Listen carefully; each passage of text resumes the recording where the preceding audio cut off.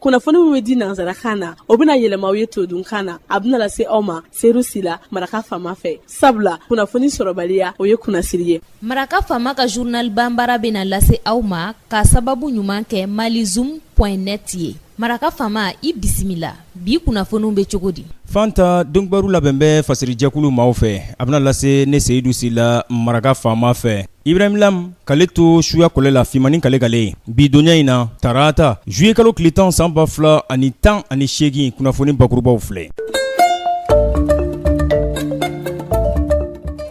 Bara teliman hukumu kɔnɔna na min n'a bɛna ɲɛtaa sira sabati jamana kɔrɔnyanfan sigidaw kɔnɔna na n'u ko ma ko PURDRN atako sabanan. Minisiriso min n'a ɲɛsin bɛ ɲɔgɔn dɛmɛ ani dɛmɛdoɲɔgɔnya waleyaw ma jumadonya tɛmɛlen cité administrative la a ye ɲɔgɔnnajɛrɛ bisimila bolifɛn dɔw tara k'olu di baarabolo in o ɲali hukumu kɔnɔna na. U ko kulu min ma Congrès africain pour la justice et le partage PAJP a ye laseli kɛ ka ɲɛsin dɔnkibaru ɲininaw ma dagayɔrɔ la Lafiyabugu sibiridonya tɛmɛlen laɲini tun ye ka ɲɛdama di u ka jɛkulu in ma lakodɔnni o siratigɛ fɛ. Fangaɲinitɔn 38 Banyango Nigériyakaw fɛ yen olu taara don Gwara Daba kulu ka fangaɲinitɔn belebele o kɔnɔna na yaasa u bɛ se ka balan don cogo min na Muhamadu Buyari ale ka fangaɲini na a yɛrɛ nɔbilako la Nigériya jamana kɔnɔna na. Kunnafoni bakurubaw olu ye nin ye minnu bɛna walawala aw ye sisan dani na aw ni ce maraka faama ka journal banbara lamɛnli la.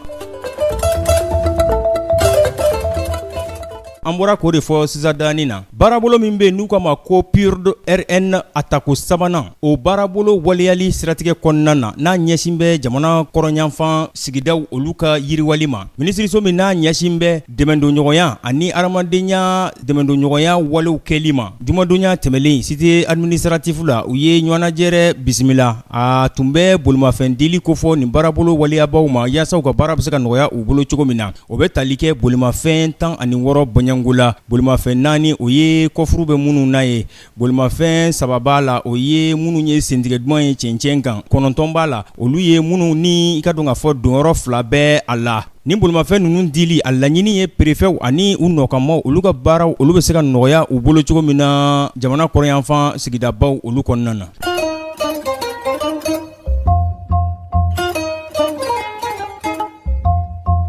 Kulu min bɛ n'an ko ma Congrès africain pour la justice et le partage bakuruba fɔla CAJP a ye laseli kɛ ka ɲɛsin dɔnkibaru ɲininaw ma u dagayɔrɔ la Lafiyabugukaw fɛ sibiridonya tɛmɛlen laɲini tun ye ka ɲɛfɔli kɛ dɔnkibaru ɲininaw ye olu ka kɛ laseli da ye yaasa association in a bɛ se ka ye cogo min na diɲɛ bonda kun kan a ka ja Bamaliba bonda kun kan u y'a jira k'a fɔ olu ka baarabolo minnu n'u bɛna olu waleya u ye ɲɛfɔli ko la ka ɲɛsin dɔnkibaru ɲininaw ma kɛrɛnkɛrɛnnenya la i n'a fɔ u bɛ sanuya don kɛrɛnkɛrɛnnen minnu waleya u ye olu ɲɛfɔliw u y'olu bɛɛ lajɛlen kɛ ka tila ka a ɲɛfɔ jamanadenw ye k'u ka bɔ bɛɛ lajɛlen ka bɔ ka t'i ka kalata sɛbɛn ta yaasa kalata a bɛ se ka kɛ cogo min na kalata wasalen ye wa kalata basigilen o y'u ka laɲini ye. Ka hakilina jigin kɛ aw ye sariyabolo min bɛ n'ale bɛ association ka création fɔ n'o ye numéro 04 038 5 août 2004 olu ka association a créera ni o sariyabolo ka laɲini ye.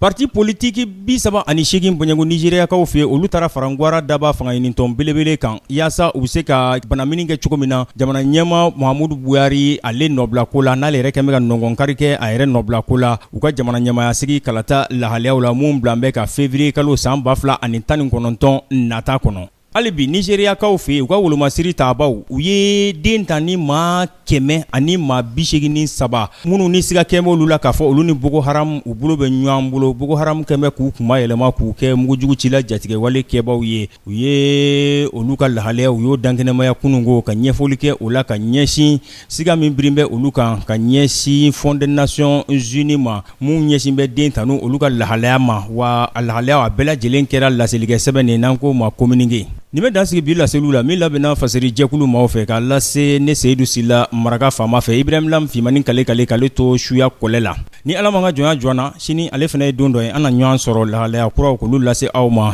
laselikɛyɔrɔ kelen lasebaga kelen ni ala ka jɛ ye an b'a fɔ sa aw ni ce maraka fama ka journal Bambara lamɛnli la n'a b'a fɛ ka segin k'a lamɛn a bɛ taa malizoom.net sanfɛ n'ale ye kunnafoni di sira ye cakɛbara bɔlɔlɔ sanfɛ n'an ko ma journal en ligne n'aw taara yen aw bɛ se ka segin ka journal Bambara in k'a lamɛn kura ye aw ni cɛ ka kulomajɔ la hakɛto bɛ nin kan Sala Muhamad wasalim. Maraka fama ka bi journal Bambara lasera aw ma k'a sababu ɲuman kɛ malizoom.net ye.